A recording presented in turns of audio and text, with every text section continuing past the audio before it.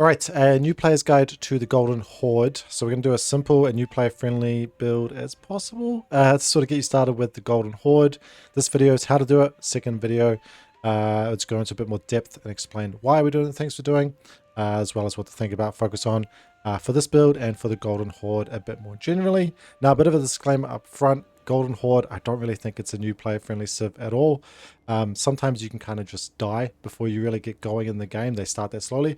But if it's something you're interested in, don't be put off by that. It's just something to keep in mind. Is maybe a little bit harder than an English or a French or someone like that.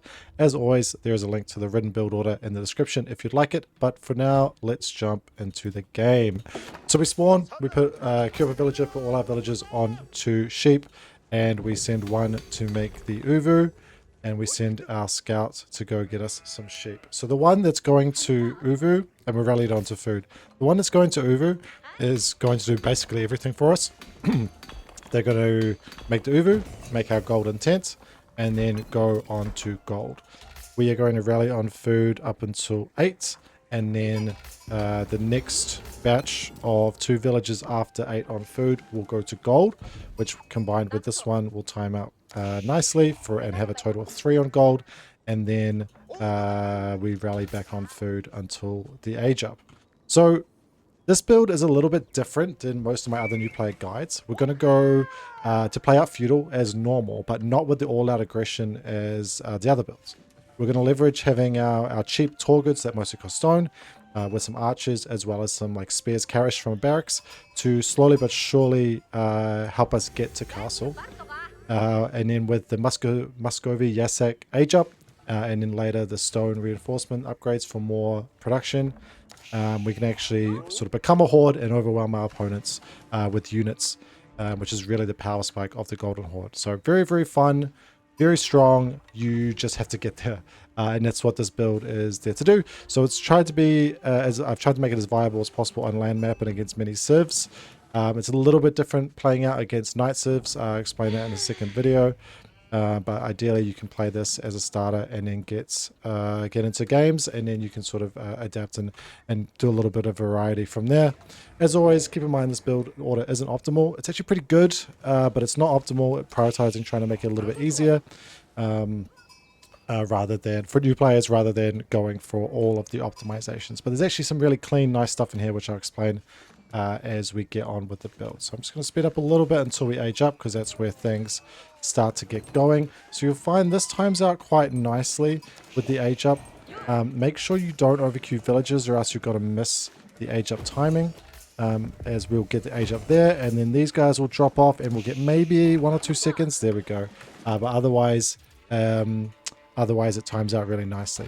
Now, once you age up, we're going out with the Khan and Torgoods, so we get our cheaper Khan and Torgoods, and we're going to leave 6 on food, and then we're going to rally onto wood. We're just going to leave these 3 on gold for basically the whole game until we add more later on. So leaving 6 on food, because it's going to be enough for our villager production and our Torgoods once we do age up, and we're rallying on the wood until we get to 10. So these guys are on the straggler tree to start with, because we don't have enough for a gur, but then they're going to make a gur by the wood, and that's all simple enough.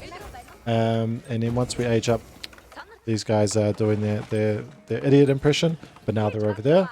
Once we age up, there's a few things to do right away. The first one is we're going to want to create our second uvu right away. So in this case, it's going to be out the front. We're just going to take a wood villager to go there. Once we're on 10 on wood, by the way, we rally back to food, and we're going to be on food until 12. Once we have 12 on food, we rally back to wood. So he's going to go and get that. I should have mentioned, by the way, as soon as we get the 150 gold, as we're aging up, we want to get wheelbarrow. And then the next thing we're going to spend once that wood comes in is we're going to make a fortified outpost at... in this case, at our gold. It's a nice default. There are other places you can put it, but the gold is a nice little a nice default. But there's extra things you can sort of cover 2 birds 1 stone. Always worth doing.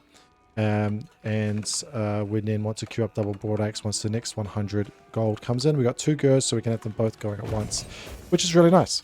As soon as we age up as well, I didn't mention, but we want to make the Khan first up, and then Torgood. We keep making whenever we can. They cost, on top of the food, they cost 160 stone. So whenever we get that stone of feudal age, we want to be making more Torgood. This is against AI. I'm not actually going to harass with the Khan, but he is sort of like a little mini king, and the Torgoods help out as well. So when you do have them, it's good if you can be aggressive and get some idle time. If not, villager kills.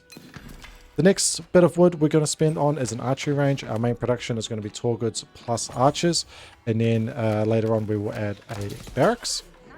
This Torgood's coming out now, and we should be just going up to 12 on food now. So the next villagers are going to go onto wood, and we basically just keep rallying on woods there for ages basically.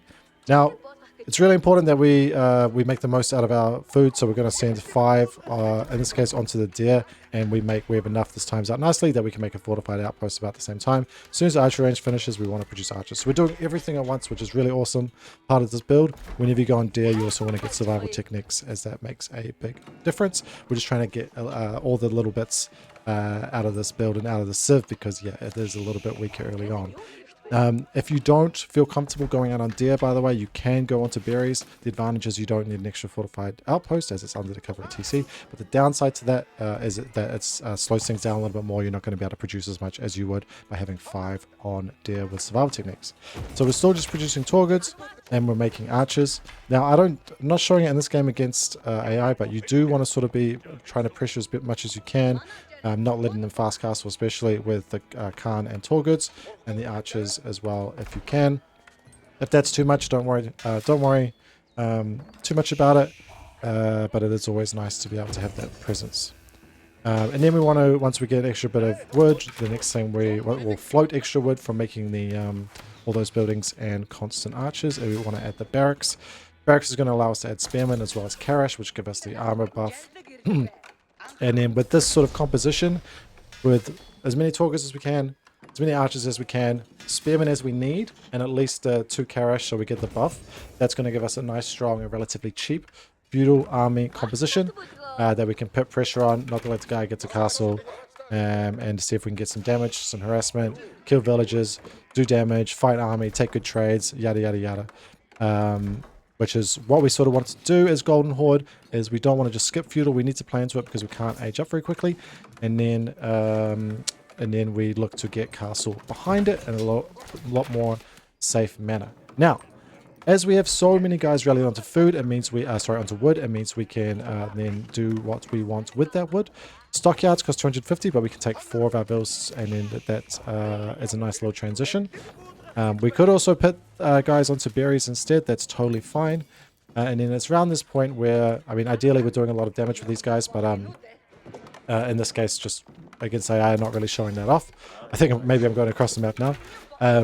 But now is the sort of the time where you're deciding how much you want to keep continuing to commit to feudal, or whether you're looking to age up to castle and sort of finding that timing. Now, this is what I mean about not being a very new player-friendly civilization, is you do have to make a decision based on that game as to when you're going to look to go up to castle. When you do look to go up to castle, though, here I am, because we're still rallying onto wood, I'm pulling another 4 off as we float wood.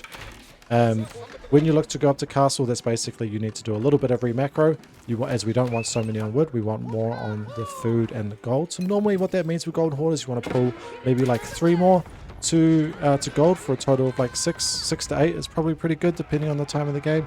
And then you'll have heaps on food because we'll be on the deer. Ideally we still have sheep, but we can also be on our stockyards, and worst case scenario we can be on the berries as well. So we kind of got a lot of food eco there to make sure that we're not going to die from that aspect, which a lot of fast castle civs do. And then yeah, we're just sort of making units as we go. And this is normally where I talk about here's your different options of what you can do: feud all in or go castle. For us, we are going castle, so we'll get the re-macro, and then we look to go up. So I'm just going to skip ahead because there's nothing new about the feudal age here. It's just continuing all that I've talked about. We're going to look to get it. You can see my re-macro there, 1200, 600 actually timed out pretty nicely, and then we look to age up. As we're aging up, it takes a minute 50 seconds, so you've got a lot of time to do things. A couple of things which are important to do as we're aging up. One, you can get your upgrades. Getting the pasture upgrade, or the stockyard upgrade rather, with the extra stone is good, as you can't produce Torgood while you're aging up anyway. And we want more production, especially barracks, as we're going to be looking to spam men at arms with the Muscovy Yasak upgrade, which gives them extra ranged armor, which is fantastic for early Castle Age. So extra production. We're also going to want to get our third Uvu as soon as we age up into the Castle Age. And we've got the stockyards going, production going. And the other thing, which I'm not even sure I do in this game, but is really important, is getting a blacksmith so we can get those upgrades. I should also say that you can go for the blacksmith in the feudal age. It only costs 150 wood, so say we got like one of our stockyards later, that's totally fine. And we get the blacksmith. The thing that's more important about the blacksmith is it does cost gold for those upgrades, so it does sort of delay when you'd be going up to the Castle Age. So keep that in mind based on when you want to go up. This guy's going up to make that third Uvu, and at this point we're looking at how we're going to all in. How you choose to spend your stone is entirely up to you. If you're looking to go for the kill right now, you can keep making Torgood. Or you might want to save it to get one of the reinforcement upgrades later, particularly the barracks reinforcement, but it costs a lot, so that's a really delayed game. Finally got the blacksmith up now.